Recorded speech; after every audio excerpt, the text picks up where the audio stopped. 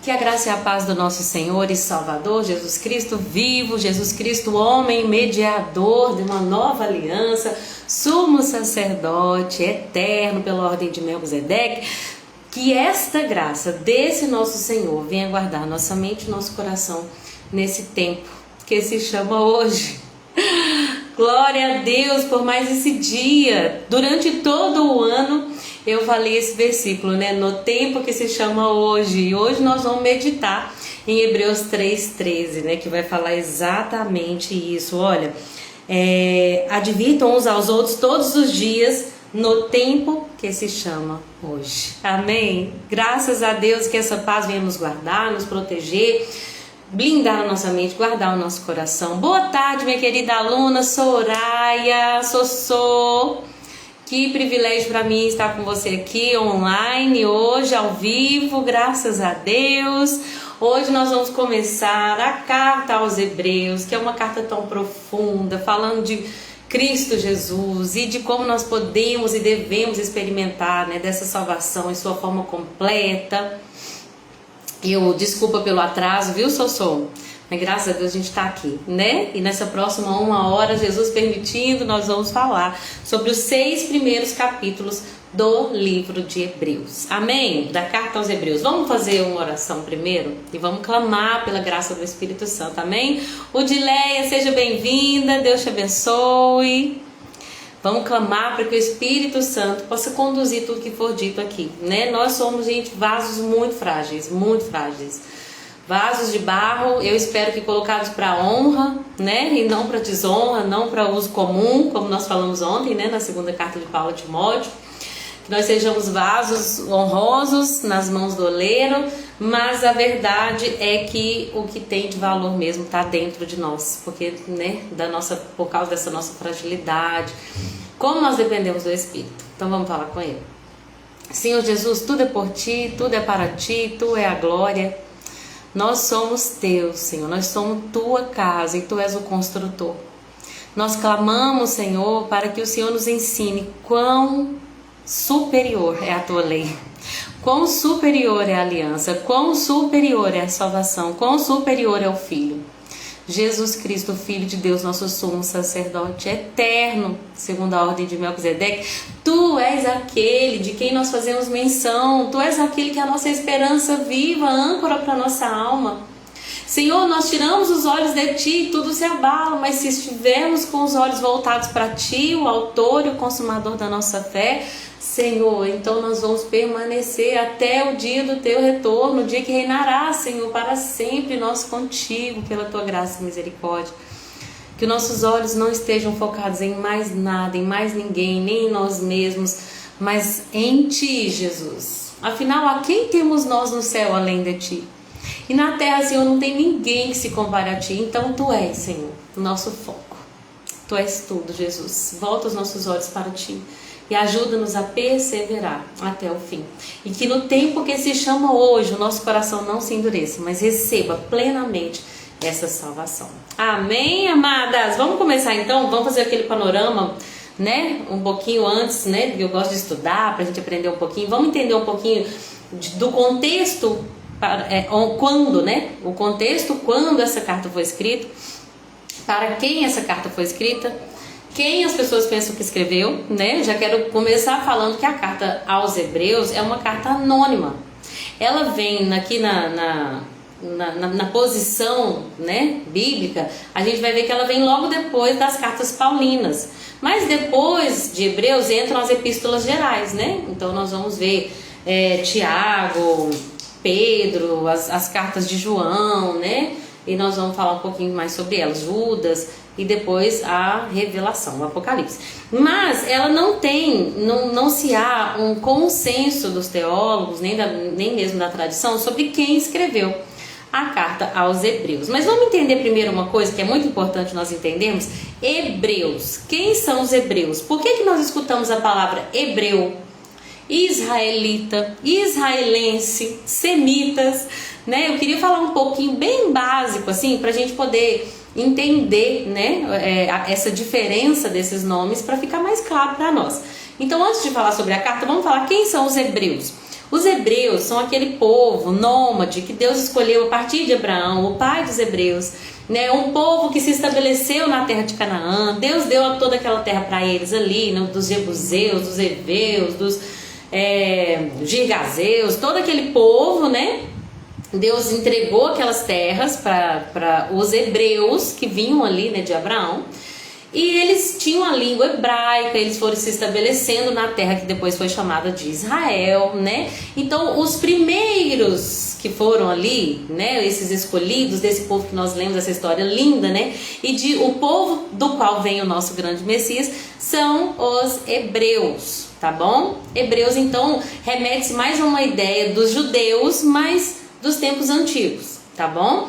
E aí, o que é judeu? O judeu, ele é uma pessoa que professa a fé no judaísmo, que começou com os hebreus, tá bom? Então, meio que é um sinônimo falar hebreu ou judeu, é basicamente a mesma coisa. Geralmente, levando em consideração a religião, né? Uma pessoa, por exemplo, que não nasceu no estado de Israel e, portanto, ela não é israelense, mas ela vive as normas do judaísmo, ela é chamada de uma pessoa, de um judeu ou de uma judia. Inclusive, nós vimos uma história muito triste, uma notícia muito triste que aconteceu no domingo, que foi um atentado, né, contra o Hanukkah, uma festa judaica do Ano Novo Judaico, perdão, lá na Austrália, no domingo ou sábado, acho que foi domingo de manhã, né?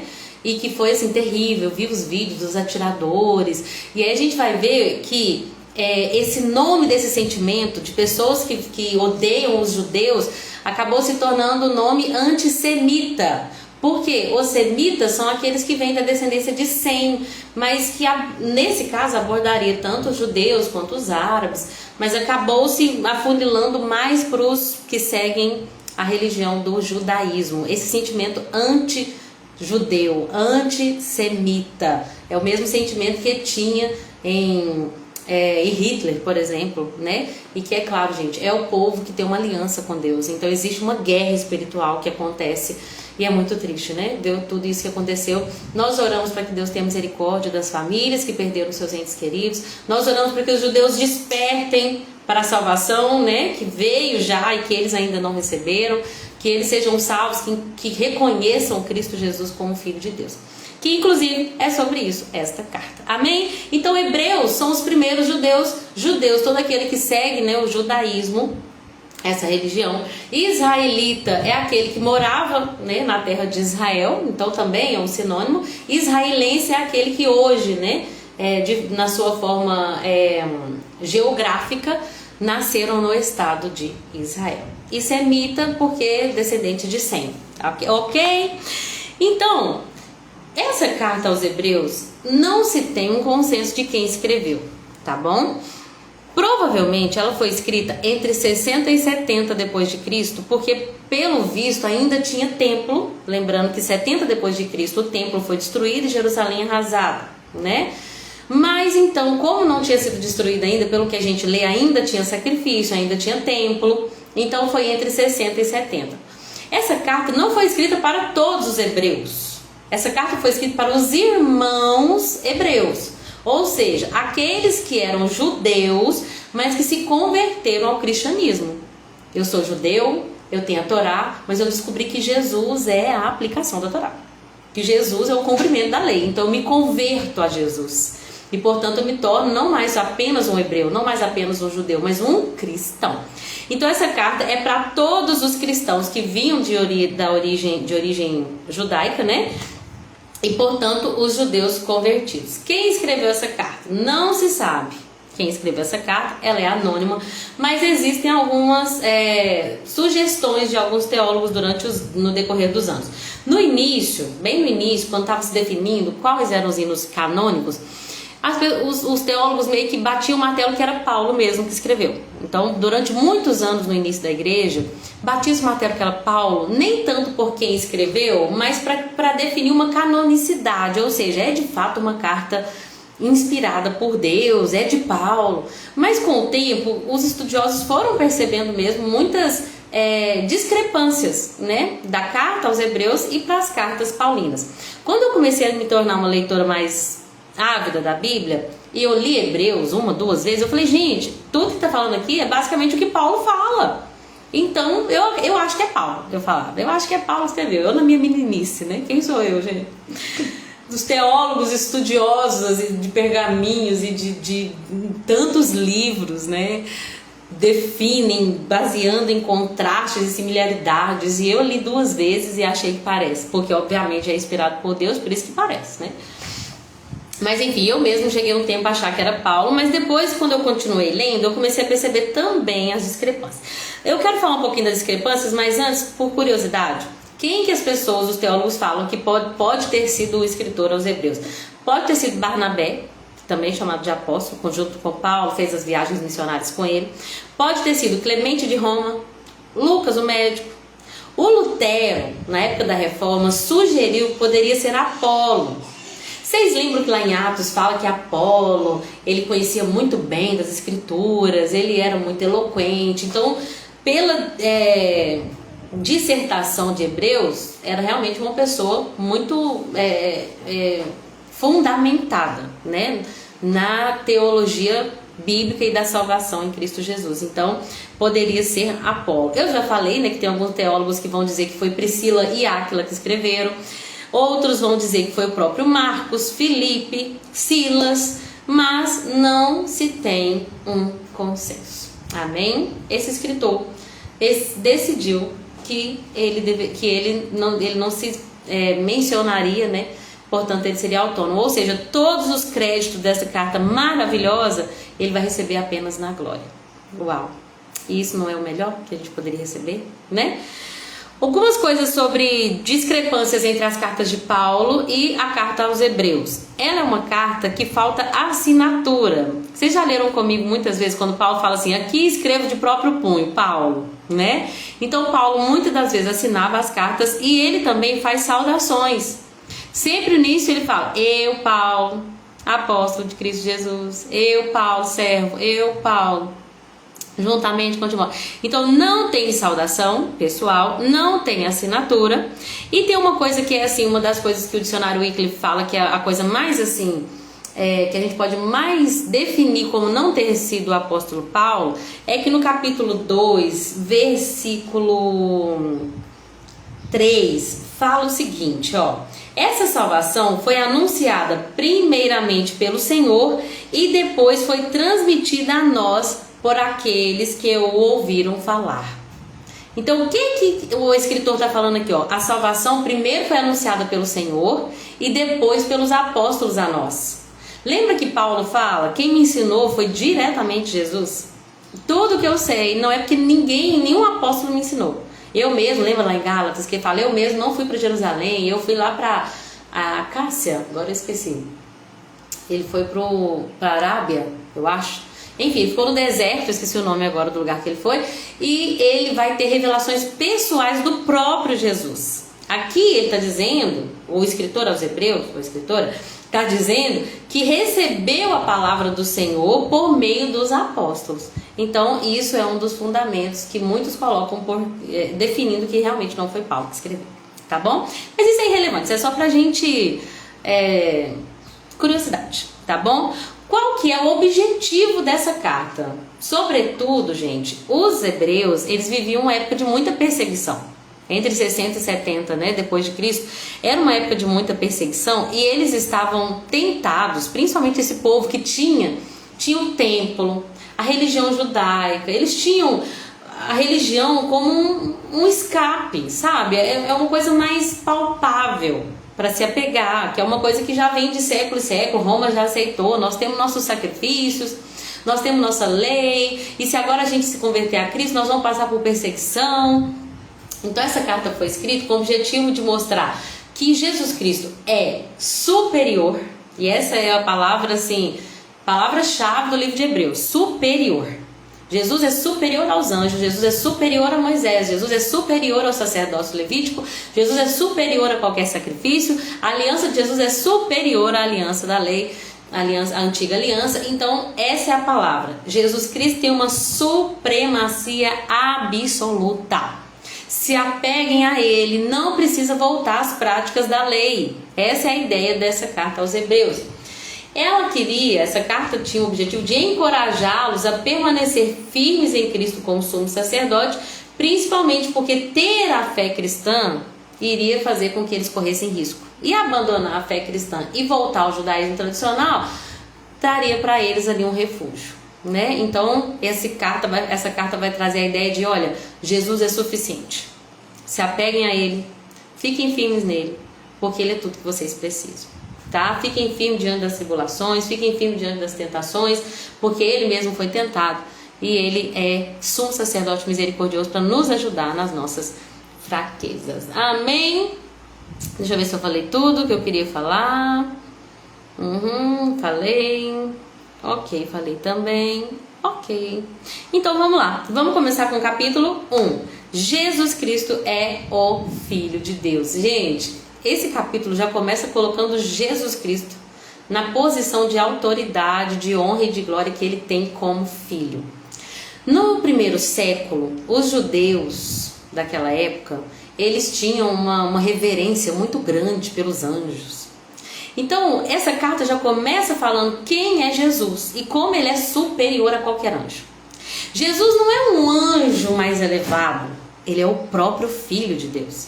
E aqui no primeiro capítulo, inclusive uma das coisas interessantes sobre esse livro, essa carta aos Hebreus, é que ela cita muito o Antigo Testamento, né? Porque justamente para um povo que conhece a lei, é um povo que está familiarizado com a lei. Então o tempo todo o autor vai citar o Antigo Testamento.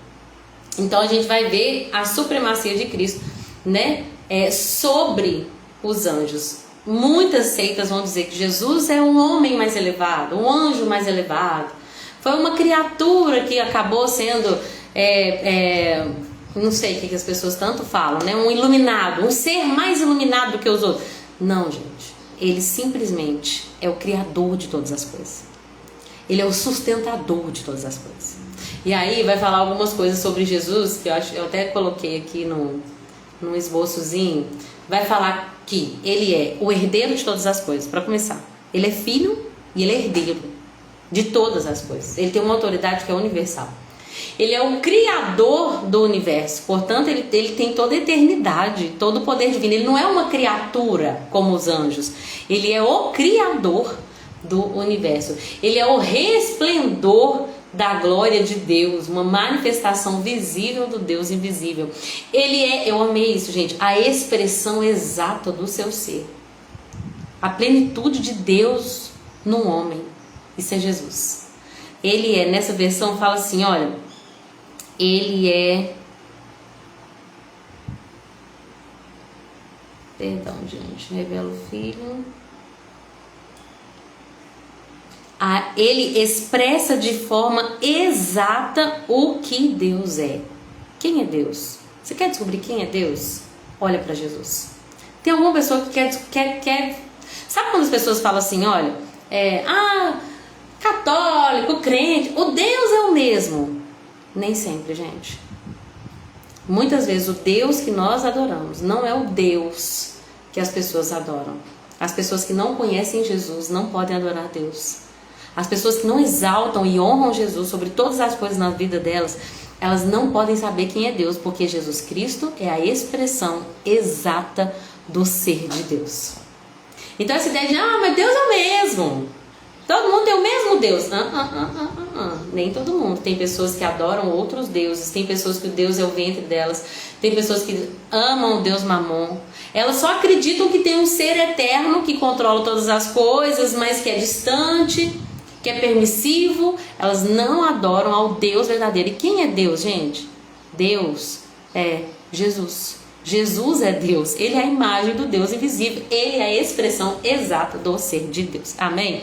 Oi, Cacá, seja bem-vinda. A Chiquinha também já entrou e a Dani também. Deus abençoe vocês, meninas. Que bom estar com vocês aqui, falando dessa carta tão preciosa que é a carta aos Hebreus. Então, Jesus, continuando, ele é o sustentador de todas as coisas. Ele não apenas criou, mas ele sustenta as coisas, a criação. Uau!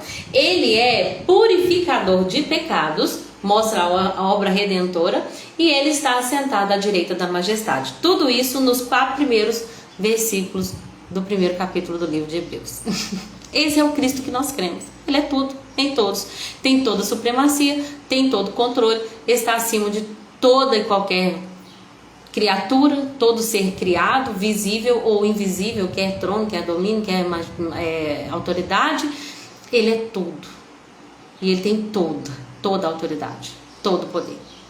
Amém? Ele é superior aos anjos. E aí, o escritor aos Hebreus, ele começa a fazer várias citações do Antigo Testamento, comparando anjos com o próprio Jesus. Ele começa a citar o Salmo 2,7. Deus vai falar para Jesus: tu és o meu filho. Ou seja, os anjos são criaturas e eles são servos, mas Jesus é o filho, e ele é eterno. Os anjos são servos, mas Jesus é o rei. Os anjos são enviados, mas Jesus, ele está entregue, a ele é entregue a adoração. Os anjos são mutáveis, mas Jesus é imutável. No final do capítulo 1 fala que os anjos são servos ministradores.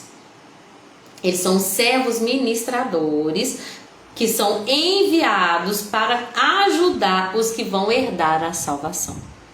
Então, gente, primeiramente, vamos falar aqui, porque a gente fala pouco sobre isso, né? Fato, existem anjos, gente. Existem anjos, viu? Eu sei que o escritor aos Hebreus está querendo falar aqui de um povo que está adorando anjos, que acham que os anjos são superiores ali, que são os anjos que devem ser considerados, culto aos anjos, né? Paulo até fala sobre isso. Mas nós acabamos que meio que parece que nós caímos num extremo oposto, fala a verdade. Como se a gente não cresce que existe esse negócio, aí Deus enviou um anjo e me livrou daquele acidente. Mas o que a Bíblia está dizendo? O que são anjos? Eles são servos.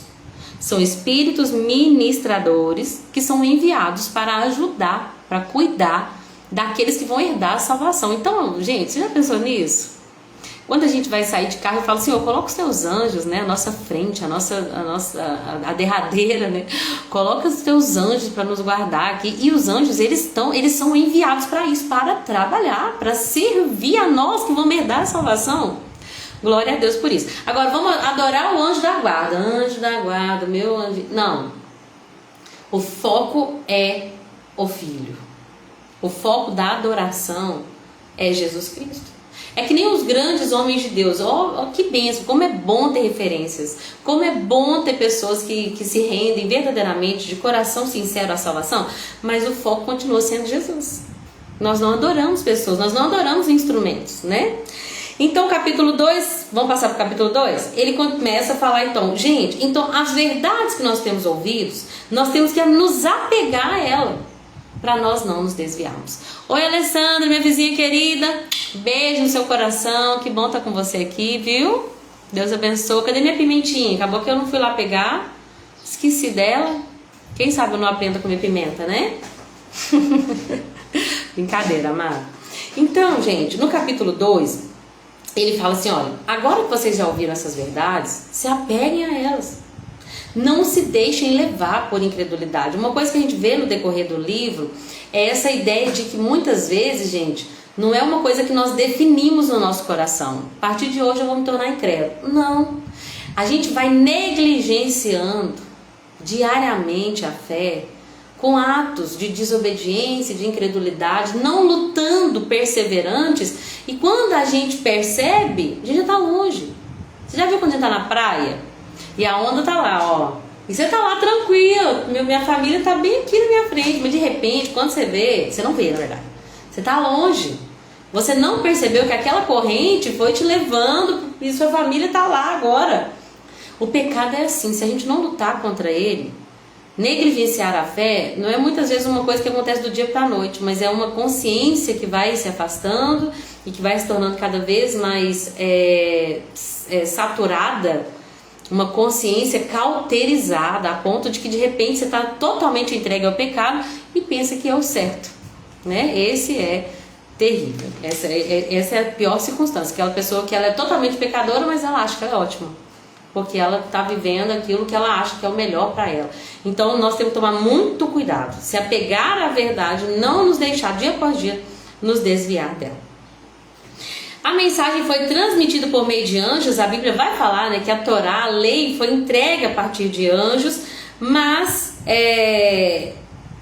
nós precisamos permanecer firmes, porque olha só, eu esqueci de falar uma coisa muito importante, que é o versículo 1. Eu amo esse versículo 1 do capítulo 1, que a Bíblia vai dizer que antes Deus falou de muitas maneiras aos nossos antepassados pelos profetas, mas que agora Ele fala através do Filho. Já pensou? Tudo que a gente leu no Antigo Testamento, Deus usando Isaías, Deus usando Jeremias, Deus usando Miqueias, Deus usando Samuel, mas agora chegou o tempo messiânico, aonde Deus não vai usar um profeta, Deus vai usar o próprio Filho encarnado, a palavra de Deus, o verbo vivo. Gente, Ele não apenas entregou uma mensagem, Ele era a mensagem viva, andando no meio de nós, a luz no meio dos homens, como João vai falar. Então isso é muito lindo, é um novo tempo, um tempo onde o próprio Filho comunica. E aí no capítulo 2 ele vai falar sobre isso. Olha, se a mensagem que é a lei foi transmitida por anjos, e se negligenciar a lei, desobedecer a lei gerou castigo, quão pior, quão mais perigoso vai ser? Será que o que nos faz pensar que vamos escapar se nós negligenciarmos essa grande salvação que foi anunciada pelo próprio Senhor e depois por aqueles que o ouviram? E Deus confirmou essa mensagem por sinais, maravilhas, milagres e pelo próprio Espírito Santo. Então o que o escritor está dizendo aqui? Essas coisas, a lei foi entregue por anjos e aqueles que negligenciaram receberam castigo. Agora, o que nós recebemos pelo Filho, se nós negligenciarmos, o que nos faz pensar que nós vamos escapar de um castigo muito pior, né? A mensagem enviada pelo Filho é superior e nós não podemos negligenciar. Ele começa então a falar sobre a encarnação de Jesus Cristo, né? E sobre como era necessário que eles fizessem homem como nós e portanto se rebaixasse, né? Um pouco menor do que os anjos, mas para que assim ele se tornasse o sacerdote perfeito e assim ele pudesse ser o mediador perfeito também, cheio de misericórdia, e que pudesse nos levar de novo ao caminho de reconciliação com Deus Pai. Então ele começa a falar assim: olha, quem vai governar o mundo futuro não são os anjos, é Jesus Cristo. É o Senhor. Então ele começa a citar o Salmo 8. Quem é o simples mortal para que pense nele? Nós éramos eternos, mas o pecado entrou. Nós fomos criados, gente, para sermos imortais. Desculpa, eu falei eterno. Eterno e imortal é diferente. Eterno não tem começo nem fim. Nós tivemos um começo, então nós não somos eternos. Mas nossa alma foi criada para ser imortal. Não era para a gente morrer. Era para Adão e Eva estar andando aqui até hoje, todo mundo no jardim maravilhoso, curtindo. Mas, uma vez que entrou o pecado, seres imortais se tornaram mortais. Tirou-se a árvore da vida do nosso meio e agora nós não podemos mais participar da vida eterna. Agora nós somos seres mortais. E esse escritor vai começar a falar que do Salmo 8, quem é o simples mortal para que dele se importe? Quem é o simples mortal para que você pense nele? E no entanto, por pouco tempo fizeste um pouco menor que os anjos e o coroastes de glória e honra. Tu lhe deste autoridade sobre todas as coisas. Então, o escritor ele vai pegar o Antigo Testamento e vai mostrar como que esse salmo apontava para o Messias. Olha, você não precisava se importar com um ser mortal que entregou, né, por causa do pecado, entregou o poder da morte para o diabo. Que agora a morte tem poder sobre nós e o diabo aproveita legalmente dessas coisas e nós somos temerosos, escravos do pecado, escravos da morte, sujeitos às obras do maligno. Agora, por que nós que entregamos autoridade para o diabo uma vez que pecamos, fomos objeto de pensamento de Deus? Por que Deus contemplou a gente ser mortal, pensou sobre nós? Por que Ele se importou conosco? Porque Ele nos ama. Né? Porque Deus amou o mundo de tal maneira, Ele deu seu Filho único para que todo aquele que nele crer não pereça, mas tenha vida eterna. Então Deus se importou com o homem quando o próprio Deus se fez homem. Ele se humilhou, assumindo a forma de servo em aparência humana, e assim ele era menor do que os anjos, um pouco menor do que os anjos. Por quê? Porque os anjos, eles ainda são seres espirituais que têm certos, né, poderes espirituais que nós seres humanos não conseguimos ter. Então o Jesus Cristo homem, assumindo, né, estando encarnado, ele se faz um ser menor do que os anjos nesse sentido, mas por pouco tempo. E o que aconteceu? O fato dele ter se humilhado fez com que ele recebesse glória, com que ele fosse coroado de glória e de honra e recebesse toda a autoridade. Sim, pela graça de Deus, Jesus experimentou a morte por todos. Deus, para quem e por meio de quem todas as coisas foram criadas, escolheu levar muitos filhos à glória.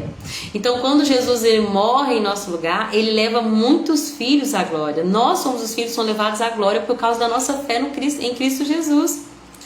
E era apropriado que por meio do sofrimento de Jesus, ele o tornasse o líder perfeito para conduzi-los à salvação. E esse mesmo Jesus não se envergonha de nos chamar de irmãos. Gente, que humildade é essa? O Deus que cria todas as coisas, que sustenta todas as coisas no céu e na terra, chama nós, seres mortais, de irmãos. Ele não se envergonhou de nos chamar de irmãos. Visto, portanto, que os filhos são seres humanos, feitos de carne e sangue, o Filho também se tornou carne e sangue, pois somente assim ele poderia morrer, e somente ao morrer destruiria o diabo que tinha o poder da morte. Só dessa maneira ele libertaria aqueles que durante toda a vida estiveram escravizados por medo da morte. Então era necessário que Jesus se tornasse como nós, para que a morte dele na cruz servisse de uma expiação perfeita pelo meu e pelo seu pecado. Ele precisava estar em figura humana. Ele precisava vir. Deus não podia vir na sua forma onipotente, onipresente ou onisciente. Agora eu vou morrer por esses seres humanos. Não, era necessário que ele se diminuísse e que para que ele fosse o sacrifício perfeito, ele tinha que ser homem. Quem pecou, gente? Homem. Então Jesus Cristo, homem, sem pecado, seria o sacrifício perfeito para redimir toda a criação, para redimir todo aquele que nele crê. Amém? E assim ele se tornou um fiel e misericordioso sumo sacerdote diante de Deus, para realizar o sacrifício que remove os pecados do povo. Uma vez que ele próprio passou por sofrimento e por tentação, é capaz de ajudar aqueles que são tentados. Gente, que versículo é esse? Vocês entendem o que esse versículo significa?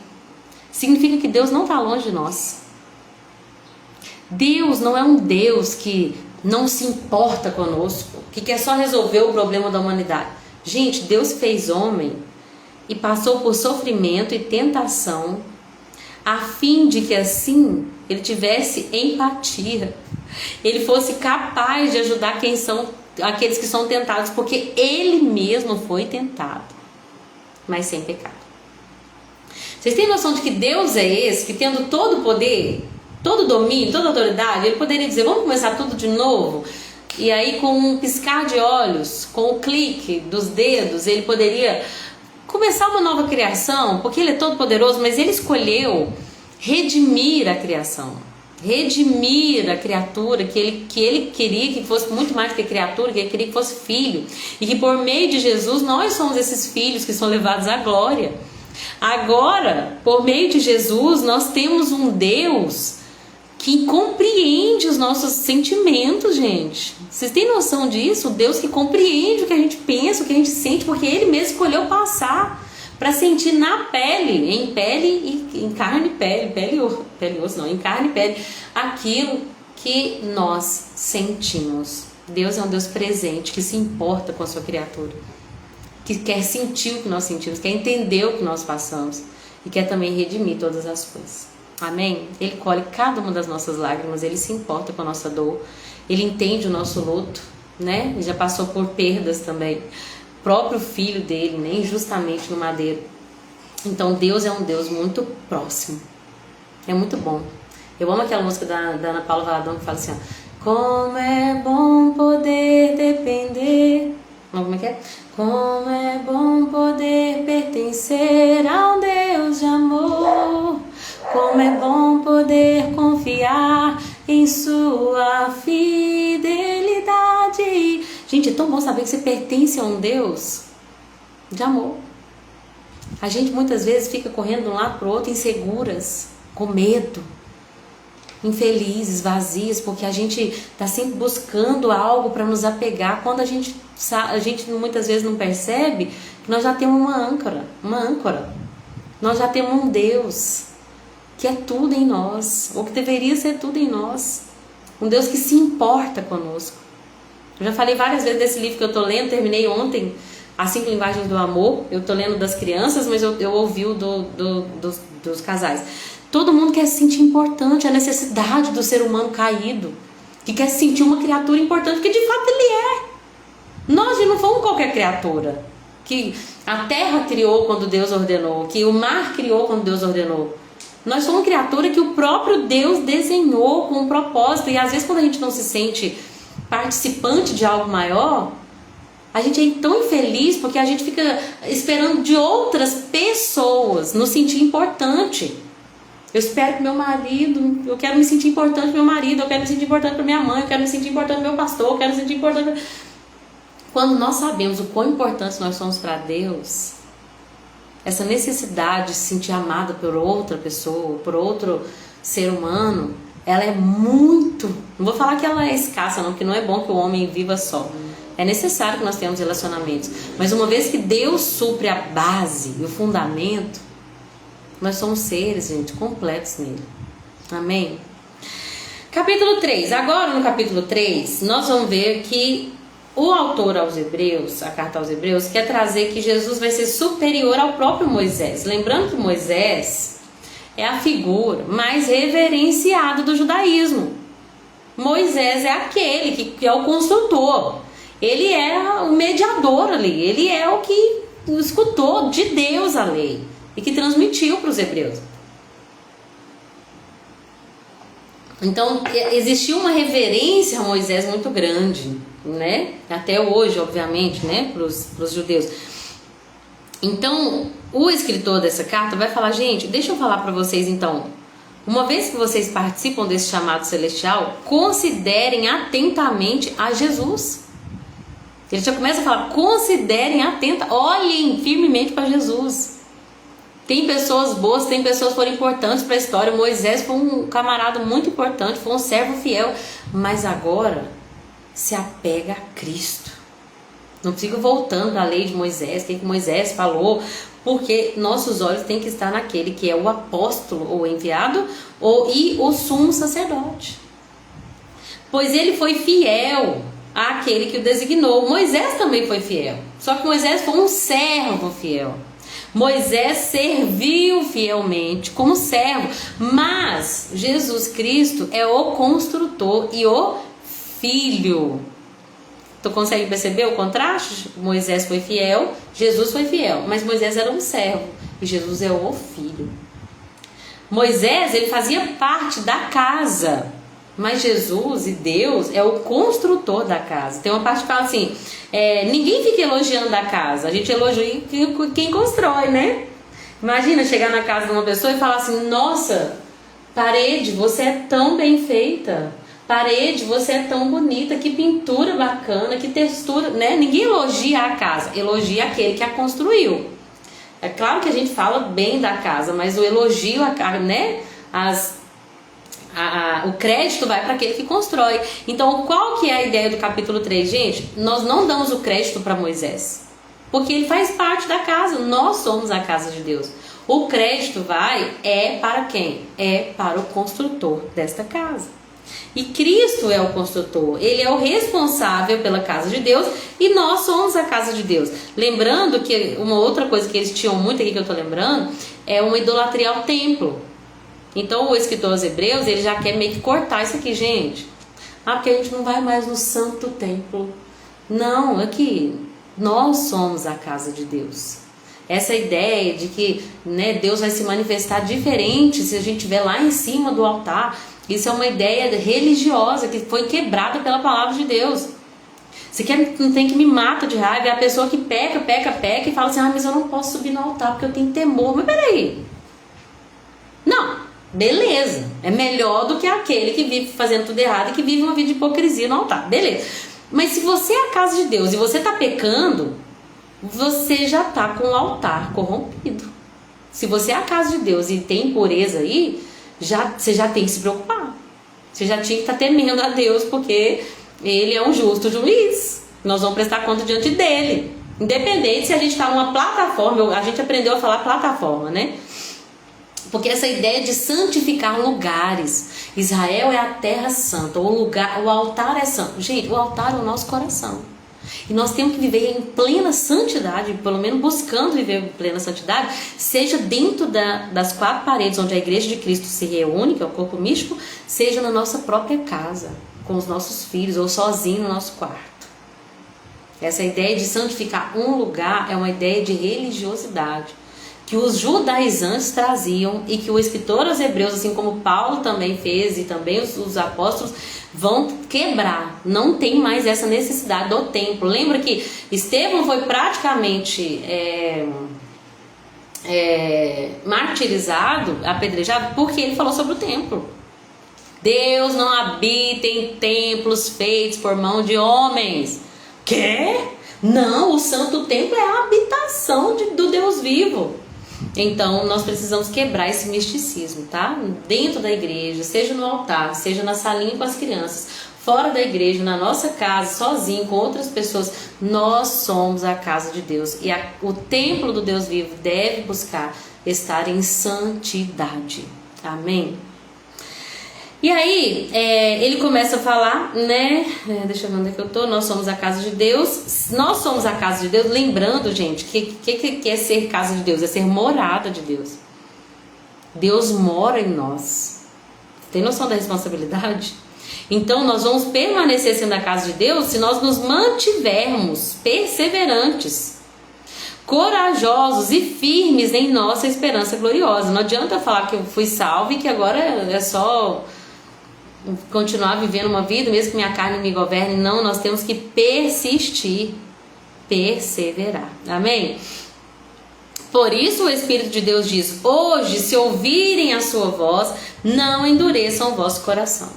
Se ouvir a voz do Senhor teu Deus hoje, não endureça o vosso coração. O povo, aí ele começa a falar do povo do deserto. O povo no deserto ouviu a voz de Deus, mas eles se deixaram levar por incredulidade, colocaram Deus à prova. Mesmo diante de tudo que Deus fez naqueles 40 anos no Egito, eles não creram na promessa de Deus, eles não creram na fidelidade de Deus, eles não creram no caráter de Deus. Se entregaram à desobediência e incredulidade, e portanto seus corpos ficaram espalhados no deserto. Não alcançaram as bênçãos por causa da incredulidade. Não entraram no descanso por causa de incredulidade. Então, ele vai dar uma advertência prática aqui, no versículo 12, que fala assim, ó: portanto, irmãos, cuidem para que nenhum de vocês tenha coração perverso e incrédulo. Cuide do coração de vocês, não deixe seu coração entrar no lugar de incredulidade, de perversidade. Advirtam, exortem uns aos outros todos os dias. Não é o que nós estamos fazendo aqui, que nós vamos continuar fazendo de maneiras diferentes no ano que vem? Exortem uns aos outros, advirtam uns aos outros, edifiquem uns aos outros, todos os dias, no tempo que se chama hoje. Você está vendo que alguém está se deixando levar por um coração pecaminoso, está se deixando levar por rebeldia, por falta de perdão? Exortem uns aos outros. Porque para que nenhum de vocês seja enganado pelo pecado e fique endurecido. Nós vamos ser participantes de Cristo se mantivermos firmes até o fim. Amém? Vamos para o capítulo 4? O capítulo 4 vai falar sobre esse descanso de Deus. Assim, uma vez que permanece a promessa que entraremos no descanso de Deus, devemos ter cuidado para que nenhum de nós pense que falhou. Porque essas boas novas também nos foram anunciadas como a eles, mas a mensagem de nada lhes valeu, pois não a receberam com fé, nem se uniram àqueles que ouviram. Olha que interessante. Nós precisamos receber a mensagem de Deus, mas não apenas entrou aqui e saiu aqui. Receber a mensagem da palavra de Deus, recebê-la com fé e se unir àqueles que também ouviram, àqueles que também permanecem fiéis. Gente, nós precisamos estar junto de quem quer Deus. Hoje eu vi um vídeo no Instagram do Douglas Gonçalves, e ele falando sobre como ter sede de Deus. E aí uma das primeiras coisas que ele falou é: anda com gente que tem fome e sede de Deus. Você tem que ter, você quer ter, sabe quando a pessoa, tipo assim, eu não tenho ninguém que gosta de sushi, mas sabe aqueles amigos que, tem um amigo que gosta muito de sushi, aí leva o amigo pra comer sushi, de repente os dois se tornaram uma cultura do comer o sushi. Sushi se tornou uma comida meio que mais do que gostosa, uma coisa mais da cultura ali, da amizade e tal, uma comida mais emocional do que física. Por quê? Porque um amigo gosta tanto que ele levou o outro a comer. Não é verdade? Então, na nossa vida, gente, é assim também. Se nós estamos rodeados de pessoas que têm fé, nossa fé vai ser edificada. Se nós estamos rodeados de pessoas que têm fome, que queimam, nós vamos queimar. Nós temos que receber a palavra com fé e se unir àqueles que ouviram. Mas aquele povo se deixou levar pela questão da desobediência, e várias vezes nós vamos ver no capítulo 4 também a expressão do hoje. É hoje. Não é ontem, gente, não vai ser amanhã, não foi ontem, não vai ser amanhã, é hoje, o tempo que a gente tem para sondar o nosso coração, para ver se ele está endurecido, se ele está sendo rebelde, ou se ele está de fato vivendo e cumprindo o plano de Deus. Hoje coisa pessoal nossa aqui, eu fui orar e eu fiz uma lista de umas cinco falhas minhas nos últimos 2 dias. Senhor, eu falei com isso, meu coração foi para esse lado, eu deveria ter feito isso, não fiz, e aqui, e aqui. E a gente precisa disso, gente. Se hoje a gente ouvir a voz do Senhor nosso Deus, não endureceu o nosso coração. Agora, se eu falo assim, não vou pedir perdão não, porque Deus sabe que foi a circunstância, Deus sabe que a pessoa não ajudou, Deus sabe que eu que não tive outro jeito, sabe? A gente tem que ser humilde e reconhecer que a gente precisa hoje. Não deixa o nosso coração endurecer, mas ir para a presença de Deus humilhados, dependentes, desejosos dele, arrependidos, dispostos. Amém? Eu acho bonito o versículo 11 que fala assim, portanto, esforcemo-nos para entrar nesse descanso.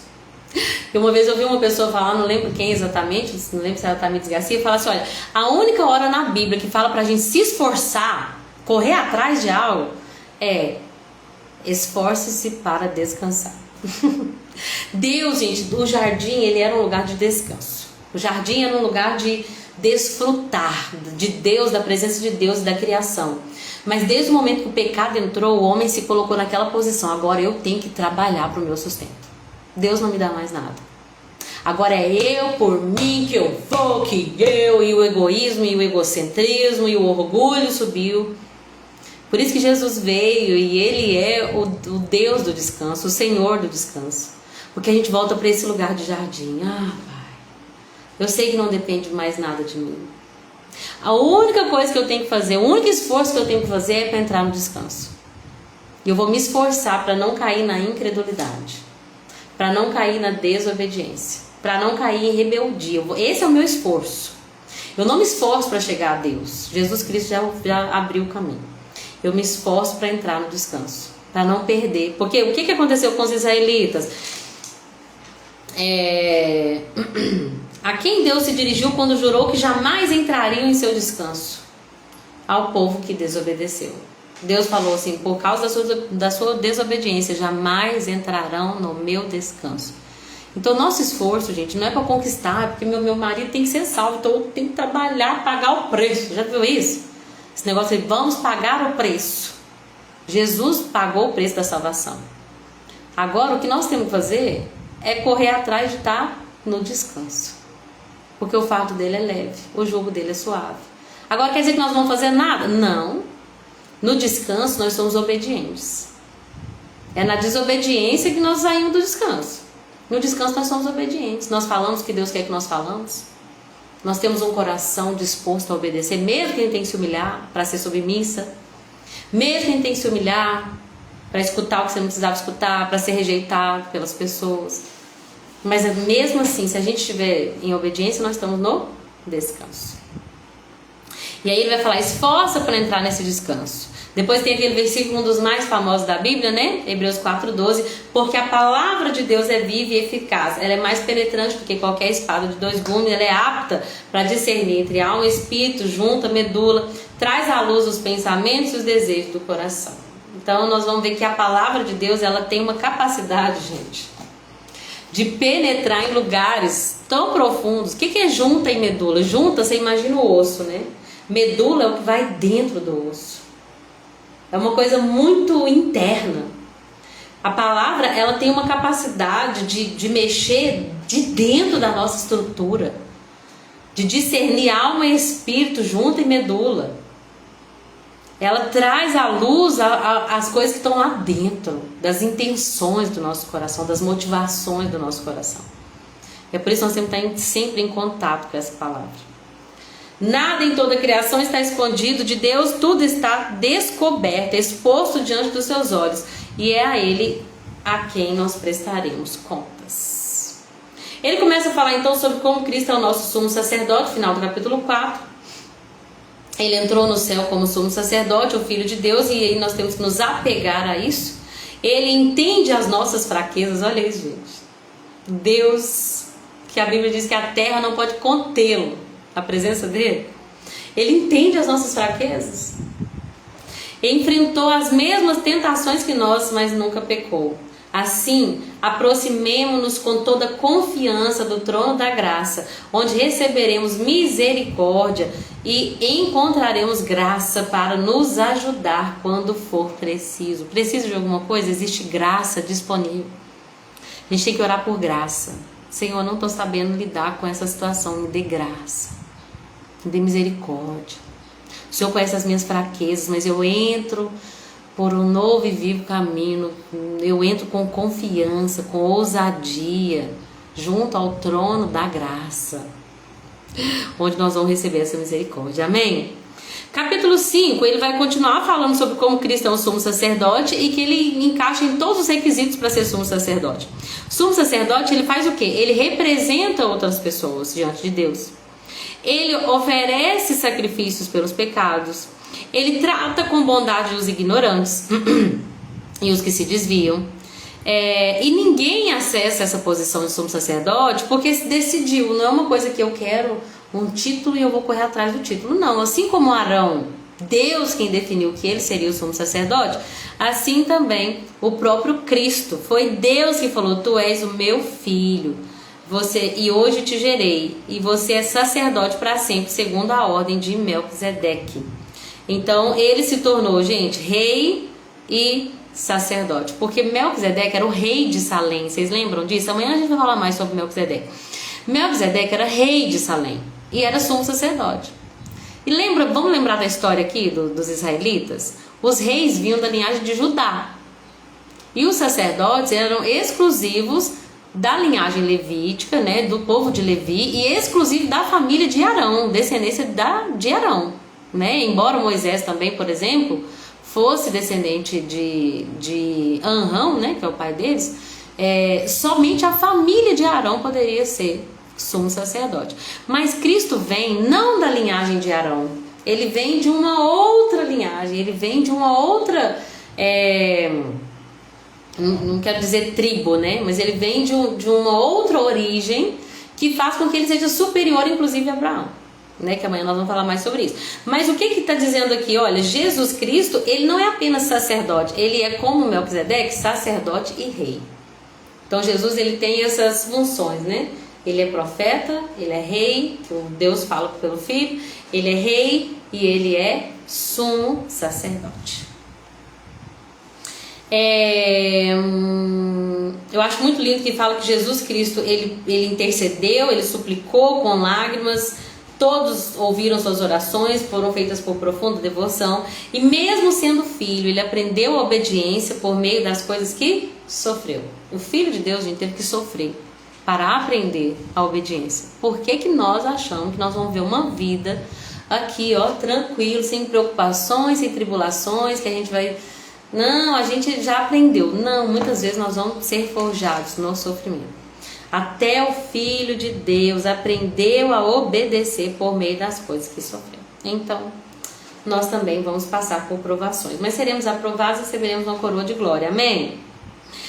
Nesse momento, o escritor ou escritora começa a apelar para um crescimento espiritual. Falou, gente, eu tenho tanta coisa para falar com vocês. Coisas muito superiores a essas. E olha que já não estava fácil de entender, não é verdade? Eu tenho coisas superiores para ensinar, mas eu não posso. Deixa eu até achar como é que está nas outras versões aqui. Aqui está falando a palavra displicente, mas eu quero pegar em outra. 5:11. Hebreus 5:11. Vocês se tornaram lentos, na NVI. Na ACF fala, vós fizestes negligentes para ouvir. Olha o que o escritor vai falar. Nós temos muita coisa para dizer, mas que é difícil de interpretação. Porquanto vós fizestes negligentes, vocês se tornaram lentos para aprender. Nessa altura, o que o escritor está falando? Nessa altura já era para vocês serem mestres. Já estava na hora de vocês ensinarem. Mas não. Ao invés de vocês já alcançarem a maturidade do ensino, nós temos que vir aqui e falar de novo dos fundamentos, dos elementos básicos da fé, da mamadeirinha na boquinha de vocês. É uma coisa que Deus tem falado muito ao meu coração. A André me falou também que a Regi, Deus deu essa palavra para ela, e eu acho que isso que me motivou a pensar assim, né? Aquilo que Deus colocou, né, no coração da esposa do nosso pastor, da nossa pastora querida. E é de fato isso. Tem muitas pessoas, gente, que vão para a igreja todo domingo, e a visão espiritual que eu tenho é como se elas sentassem no banco com suas mamadeiras e estivessem lá mamando suas mamadeiras. Depois elas vão embora, vão viver a vida delas, e elas continuam crianças, meninos. Quando já estava na hora de pegar uma toalhinha aqui, amarrar na cintura, pegar um prato e alimentar outros. Vocês entendem? É hora, é tempo de deixar a meninice espiritual e de crescer. Ele vai falar assim, olha, eu tenho que explicar de novo os conceitos mais básicos da fé. Vocês ainda precisam de leite, não conseguem ingerir alimento sólido. Quem se alimenta de leite é criança, mas o alimento sólido é para os adultos. Como que a gente se torna adulto, Lorena? Pela prática. Pela prática. Não adianta eu só ouvir a palavra. Eu me torno adulta quando eu pratico. Nós falamos 1 ano de Bíblia aqui, gente, para a honra e glória de Jesus. Mas agora eu me torno adulta quando eu pratico aquilo que a gente ouviu, aquilo que eu falei, aquilo que nós ouvimos, aquilo que nós lemos. Pela prática constante, nós somos capazes de distinguir o certo e o errado. Hoje eu vi uma pregação assim, conta pra gente a ler sobre qual tema, no sentido de crescimento. E aí, para terminar, o capítulo 6, né? Então ele vai dizer assim, olha, portanto, deixemos de lado os ensinamentos básicos a respeito de Cristo e vamos seguir em frente, alcançando a maturidade no nosso entendimento. Certamente eu não preciso lançar novamente os alicerces. Deixa eu só abrir aqui. Portanto, deixando os rudimentos da doutrina de Cristo, prossigamos até a perfeição, não lançando de novo o fundamento. Qual que é o rudimento da doutrina de Cristo que nós temos que saber bem? Aponta assim, nosso objetivo já está pronto para ensinar. É arrependimento de obras mortas, fé em Deus, doutrina dos batismos, imposição de mãos, ressurreição de mortos e juízo eterno. Tá? Tô tentando decorar isso o ano inteiro, gente. Vamos lá de novo. Arrependimento da obra morta, fé em Deus, doutrina dos batismos, imposição de mãos, ressurreição de mortos e juízo eterno. Eu vou aprender, tá? Que muitos ainda estão agindo como meninos, igual você acabou de falar, da mamadeira. Uau! Então a gente vê que é o Espírito Santo que está expressamente falando, né? É hora de crescermos. E eu creio nesse tempo de crescimento, em nome de Jesus. Depois você me manda mesmo, viu, Ale?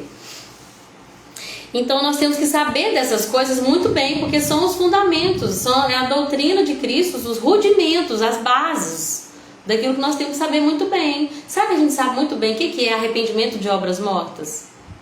Você sabe o que é arrependimento de obras mortas? Fé em Deus, primeiro arrepender, depois crer, certo? Batismos. Sabe? Batismo na água, batismo no Espírito, imposição de mãos. Sabe bem da imposição de mãos? Ressurreição de mortos. A gente já está firme nisso, falamos muito sobre isso nas cartas, sabemos sobre a ressurreição dos mortos. Juízo eterno. Tá ok? Se não tá, vamos estudar mais? Eu preciso estudar mais. Vocês lembram de Paulo, né? Timóteo, traz meus pergaminhos, Timóteo. Nós sempre vamos ter muito para aprender. O que a gente não pode fazer é entrar numa zona de conforto, né? E acomodar. Então, se Deus permitir, ele vai falar, se Deus permitir, a gente vai avançar para um maior entendimento. Ele fala uma coisa forte aqui, fala assim, porque é impossível trazer de volta ao arrependimento aqueles que já foram iluminados, experimentaram dádivas celestiais, se tornaram participantes do Espírito Santo, provaram a bondade da palavra de Deus, provaram os poderes do mundo por vir e aí se desviaram. Sim, é impossível trazer essas pessoas de volta ao arrependimento. Por quê? Porque ao rejeitar o Filho de Deus, voltaram a pregá-lo na cruz, expondo a ignomínia, né, ou a vergonha pública. O que o escritor está falando aqui, gente? É impossível que uma pessoa que recebeu a fé, é impossível que essa pessoa foi iluminada, provou o dom celestial, participou. Gente, essa pessoa tinha dom do Espírito Santo, ela creu em Cristo, ela foi iluminada os olhos dela. E ela creu em Cristo, ela participou, ela recebeu o Espírito Santo, ela provou o dom celestial, provou da boa palavra de Deus, ela experimentou até os poderes do século futuro. E aí ela decidiu deliberadamente abandonar Jesus. E assim, sabe o que ela fez? Ela expôs Jesus à vergonha, como se ela crucificasse Jesus de novo. E o autor aqui, aos Hebreus, está dizendo, essa pessoa, ela não volta mais. Não tem mais volta para essa pessoa. Que misericórdia, que nós não cheguemos nunca a abandonar a nossa fé deliberadamente dessa forma. E aí ele vai falar sobre a terra, vai falar de coisas melhores. Aí ele fala, não, a gente não acha que isso aplica a vocês. Vocês estão destinados a coisas melhores que pertencem à salvação, porque Deus não é injusto, Ele não vai se esquecer de como vocês têm trabalhado arduamente para Ele, glória a Deus, e lhe demonstraram seu amor ao cuidar do povo santo, como ainda fazem. Deus, gente, Ele é justo. E Ele não se esquece daquilo que a gente faz para Ele. Talvez você diga, ninguém vê as caronas que eu dou depois do culto, né, Soraya? Ninguém vê a minha disposição. Não estou dizendo que você pense isso, tá? Mas eu digo que tem coisas que pessoas fazem que não são vistas porque não tem o microfone na mão. Ajudas que outros santos recebem, orações e petições, intercessões pelos santos. Pessoas que fazem coisas para a obra de Deus que a gente nunca vê. Pessoas que abençoam a obra de Deus fisicamente, espiritualmente, ou até mesmo financeiramente, que muitas vezes não colocam nem o nome, como o autor aos Hebreus escolheu ser anônimo, mas Deus está dizendo que, olha, Deus não é injusto e Ele não vai se esquecer daqueles que trabalham arduamente para Ele. Deixa eu ver como é que está nessa aqui. Versículo 10. Porque Deus não é injusto para se esquecer da vossa obra e do trabalho e do amor para com o seu nome, enquanto servistes aos santos e ainda servis. Amém, Senhor. Servir aos seus santos, ó Deus, é um privilégio para nós. Nós temos que fazer o quê? Nós não podemos ser negligentes. Por quê? Porque aqueles que herdaram as promessas, herdaram pela fé e perseverança. Então a gente tem fé, mas a gente deve perseverar. Oi, Dona Piedade, minha querida, que bom que a senhora entrou, embora a gente já esteja nos últimos minutos. Eu espero que esteja dando para a senhora ver. Se não tiver, a senhora me fala. Quem sabe a gente não encontra e eu tento dar uma olhadinha, né? No telefone. Eu vou ficar muito feliz a senhora continuar vendo as lives, viu? Deus abençoe grandemente. A gente está terminando o capítulo 6 de Hebreus. Já passei de 1 hora aqui. Mas aí, Deus começa... A carta aos Hebreus começa a ir para um lado de, olha, Deus, Ele fez uma promessa para Abraão. E Deus, como não tinha ninguém superior para quem jurar, jurou por si mesmo. E Abraão esperou com paciência e recebeu o que foi prometido. A promessa e o juramento não podem ser mudados, porque é impossível que Deus minta. E essa esperança é uma âncora firme e confiável para a nossa alma. Deus não mente. Se Ele fez a promessa, Ele é fiel para terminar. para completar. Amém? É isso por hoje, meus amados, meus queridos irmãos. Que Deus abençoe vocês. Desculpa pelo atraso, né? Na hora que eu entrei. Eu espero que tenha sido edificante para vocês. Amanhã a gente vem, né? Amanhã vai ser forte, gente. Galeria de Heróis da Fé. Final de Hebreus tem muitos textos práticos de coisas que a gente tem que fazer. Vou até tentar gastar menos tempo na teologia. Assim também vai ficar mais fácil para mim. Brincadeira. Mas eu tenho que estudar, né? Mas vai ter muita coisa prática, né? Que o escritor vai trazer para os hebreus e a gente vai ser muito edificado. Amanhã a gente termina, se Jesus quiser. Viu? Obrigada por tudo, portanto. Deus abençoe vocês. Obrigada a quem ficou até o final, minhas companheiras de live.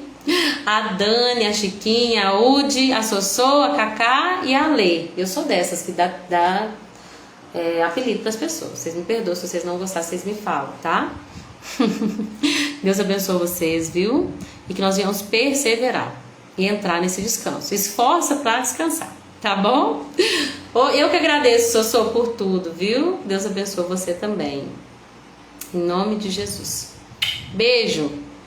Deus te abençoe com abundância. Amém, Dani. Obrigado por nos dedicar seu tempo. Amém. Nossa obra não é vã no Senhor, né? Cuidar dos santos. Você viu aquele versículo, gente? Deus não é injusto para se esquecer da vossa obra. Vale a pena demais. Glória a Deus. Vou ali tomar um café. Vão? Servidas? Deus abençoe. Amém, Cacá. Beijo. Com Deus. E vão firme, né? Reta final. Com Deus.